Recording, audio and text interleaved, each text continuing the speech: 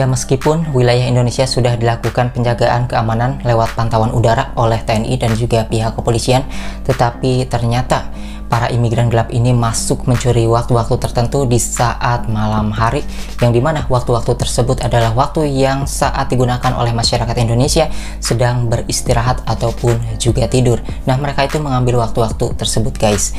Dan meskipun salah satu oknum kasus TPPO sudah ditangkap, nampaknya mereka seperti tidak ada jera ataupun takut dengan orang yang sudah ditangkap. Salah satu anggotanya sudah ditangkap, tetapi mereka tetap mengirimkan para imigran gelap ini masuk ke wilayah Indonesia. Ya, memang di sini harus adanya yang namanya SIP ya, SIP penjagaan keamanan di wilayah laut Indonesia, yang tepatnya di wilayah yang terdampak yang rawan kedatangan imigran gelap.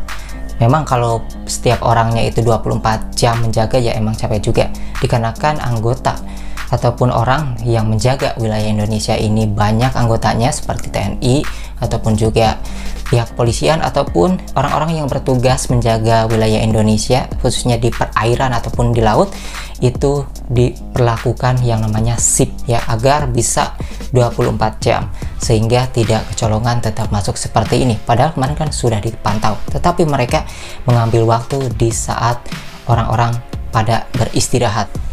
180 orang yang masuk, apakah ini akan ada yang kabur juga? Kan kalau sudah malam kayak gini, ini sangat sulit dideteksi ataupun diperhatikan apakah mereka salah satunya ada yang kabur, karena biasanya dari ratusan Rohingya yang datang itu ada beberapa oknum yang mencoba kabur.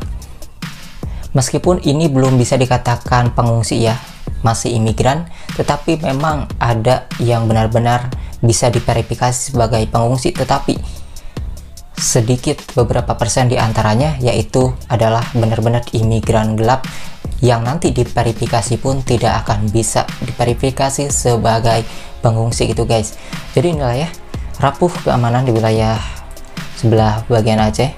Ya, kemudian bicara mengenai yang 9 tahun imigran yang berada di Sidoarjo, apakah mereka itu banyak di Rusun Sidoarjo? Nah, setelah saya baca-baca dari beberapa sumber artikel, Rusun di Sidoarjo itu ada ataupun berdiri pada tahun 2005 sampai 2006 ya, guys.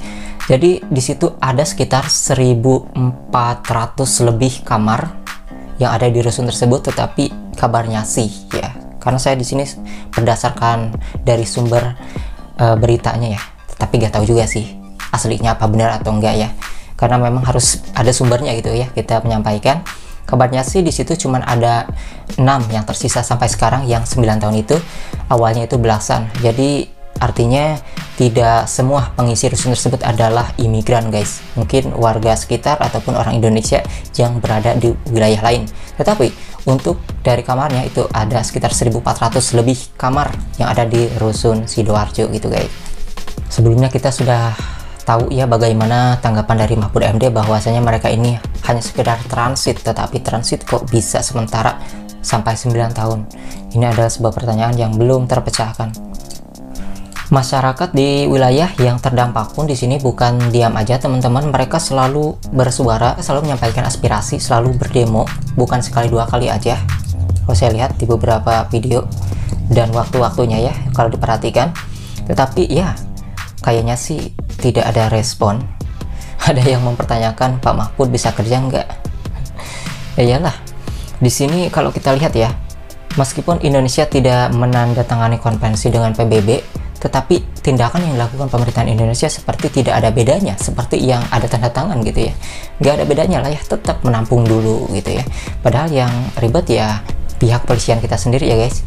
Oke, mungkin itu saja yang kita sampaikan ya, beberapa aspirasi dari masyarakat dan juga informasi terbaru seputar Rohingya. Kita akan kabarkan lagi jika ada update yang terbaru seperti apa.